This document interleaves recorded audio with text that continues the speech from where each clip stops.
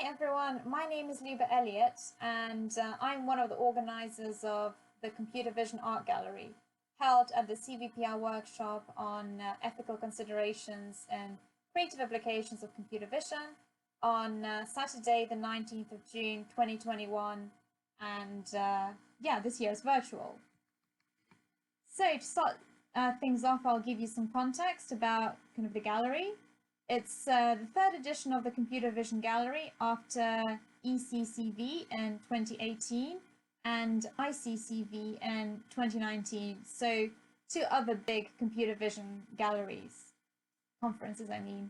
And if you look on the right, you can see some of the artworks that were accepted to the galleries. I organized this gallery together with Xavier Snelgrove from Probably Studio and the University of Toronto. And yes, so for all these galleries, we issue an open call for submissions, we review them together, and a selection is then displayed on the website.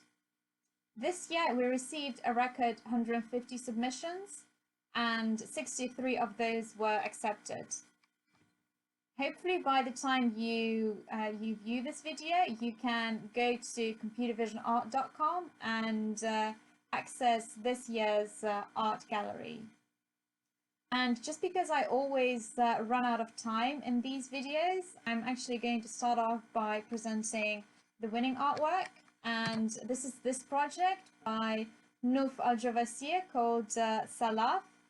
And this work is part of the author's ongoing exploration into constructing her genealogical journey using two different voices, her own and that of an AI narrator. So Nouf has been following the migrational patterns of her Saudi and Iraqi ancestors throughout Arabia and Mesopotamia across 5 generations. And she has juxtaposed her untold Middle Eastern story with the viewpoints of Western AI models trained on constrained data sets.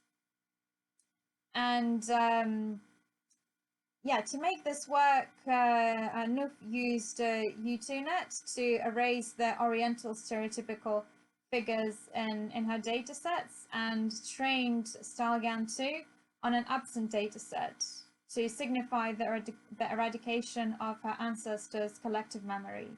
And you can see in kind of these resulting images that, there is this kind of big wide absent space that is almost quite jarring when you look at them. So you can see that there is a figure, or there is like a part of a figure that's missing, and that really kind of makes you question as to how much of the history has been kind of lost because it was not portrayed by kind of the original peoples, and instead it was only kind of depicted in images kind of made by the colonizers. So I think it's it's a really important point that the author raises, and it's also kind of done very elegantly. And now I'll go through some of the other works that have been shortlisted and kind of long-listed in the gallery. And to start off with, I'll talk about this Fear Filter by Rod Dickinson. And for this project, the artist looked at user-generated photographs, and he applied kind of a set of algorithms to kind of look at the UK terrorist threat level, and also kind of depict different targets that have been identified, and kind of hide parts of these kind of images to highlight the omnipresent force of government security measures, situating them within a new regime of power that uses visibility and invisibility in highly strategic and politically motivated ways. And to kind of continue with the theme of surveillance, there's this work by David Rockaby called The Dundas Square Surveillance Etude. And I think this is a very kind of beautiful artwork demonstrating all the kind of different computer vision techniques that can be applied in in a public space to kind of show the flow of individuals, kind of the pedestrians, the cars, and so on. Similarly, Emidio Battipaglia has a work called All Watched Over by Machine of Loving Grace, which is also the title of a BBC documentary by Adam Curtis. And in Emidio, in his work, so he looked at the widespread deployment in the People's Republic of China of CCTV, and he combined several layers of image recognition technologies such as depth maps, movement prediction, face detection, and so on, and he used the official footage of the 70th anniversary celebrations of the country. So using the perfectly choreographed images of soldiers marching and tanks rolling as raw data, the project offers a conceptual counter-model to the allegedly dissident or illegal activities, video surveillance, and the correlated social credit system it aims to repress. Yeah, so here you can kind of see a bit more of it. And yeah, now I'll go on to the next project called Omni Art by Vic Miller. And this project, yeah, kind of wants to highlight mistakes, so model failures, coding mistakes, and present them as a gateway to unexpected beauty. So this selection of images came out over the course of 2 years of research of creating climate GAN.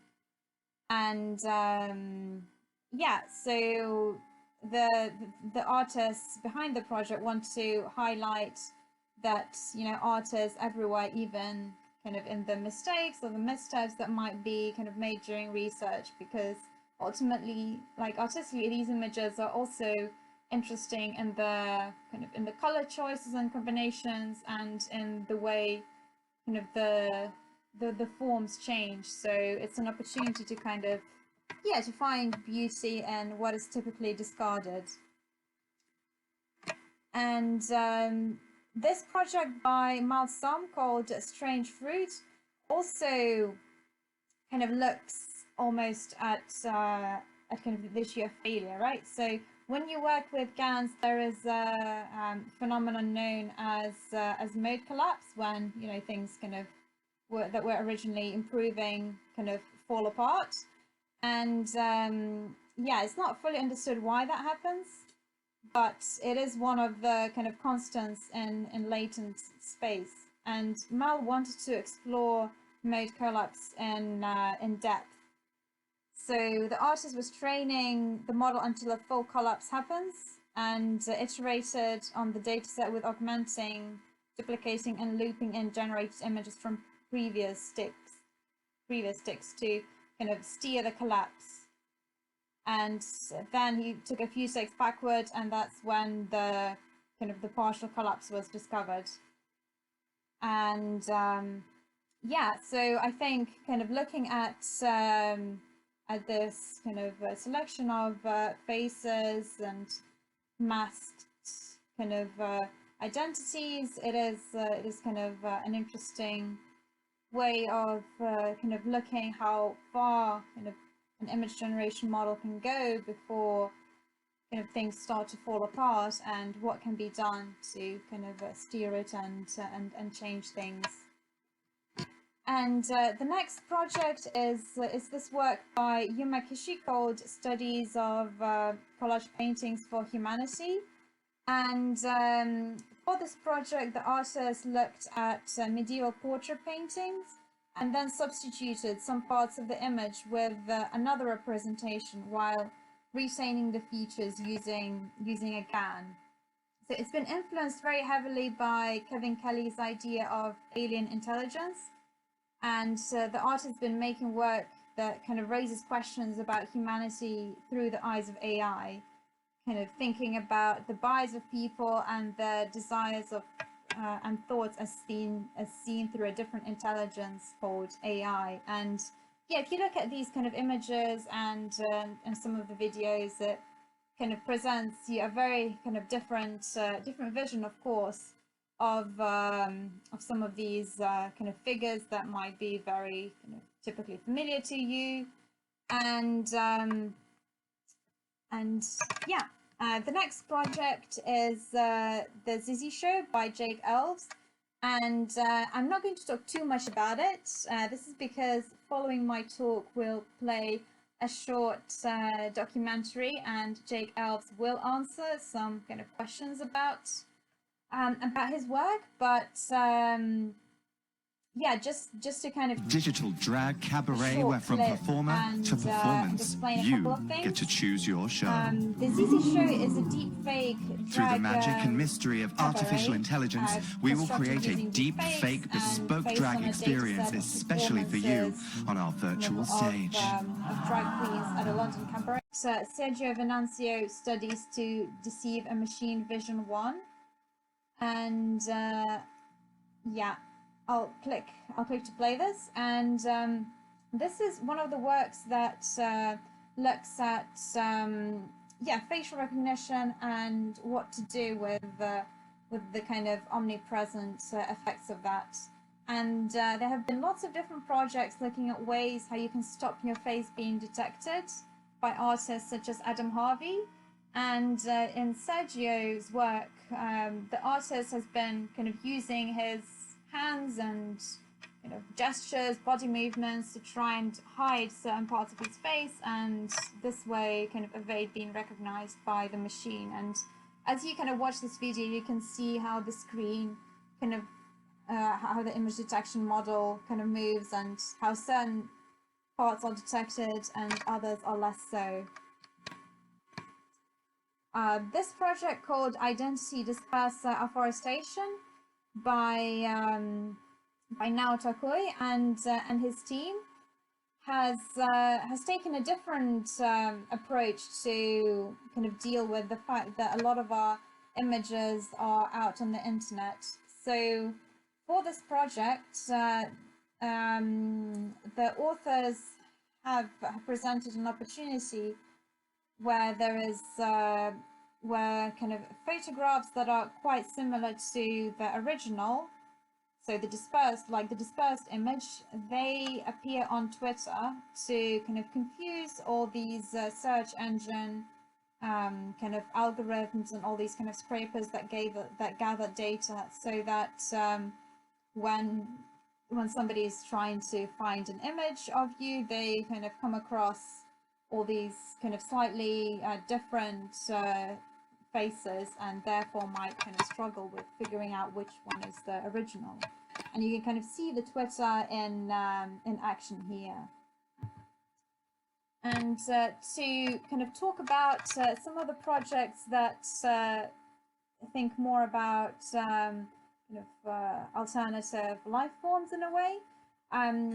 This project called Non-Human by Yuguang Zhang looks at the hidden humanness in objects, and I'll just kind of rewind to kind of the beginning. You can see that the artist has been kind of lying on his bed in kind of various different body positions, and yeah, he kind of made a data set of kind of his movements, and figured out a way to kind of show how the bed was moving, to kind of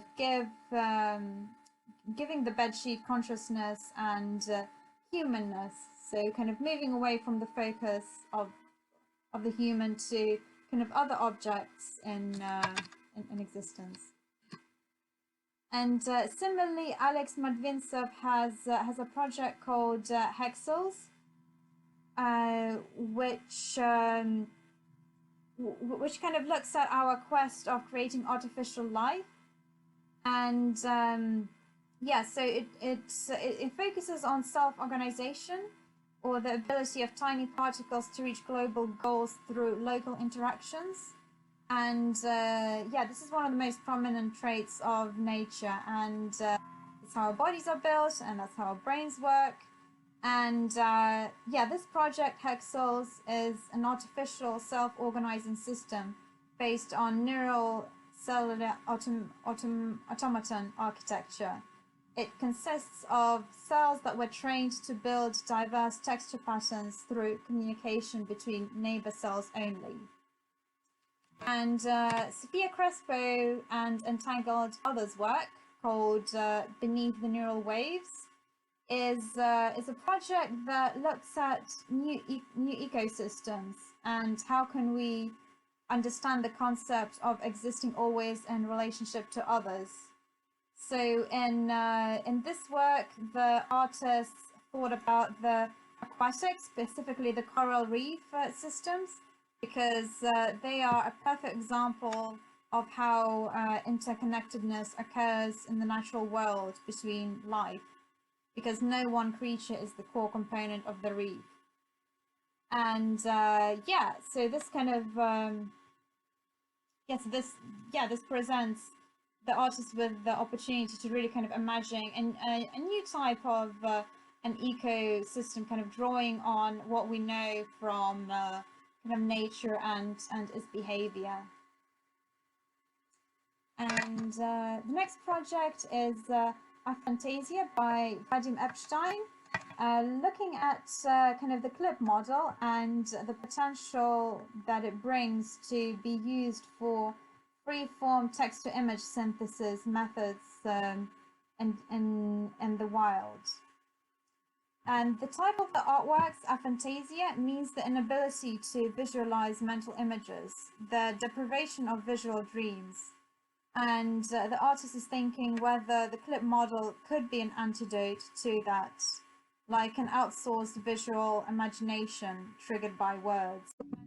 Is the work by Meltem Sahin called Sketches with and for and from AI. And here the artist has been thinking about using AI to understand her style, her work's symbiotic relationship with machine learning, New World Order, and her position in that order. So the first animation on the left, so it's called, I think, Let Go of the Dead, is a starting point for all these kind of images, pointed arched doors to other actualities, abstractions, and microcosms. I will wrap up. If you have any particular questions for me, you're welcome to email me or tweet at me. And thank you so much for listening. Bye.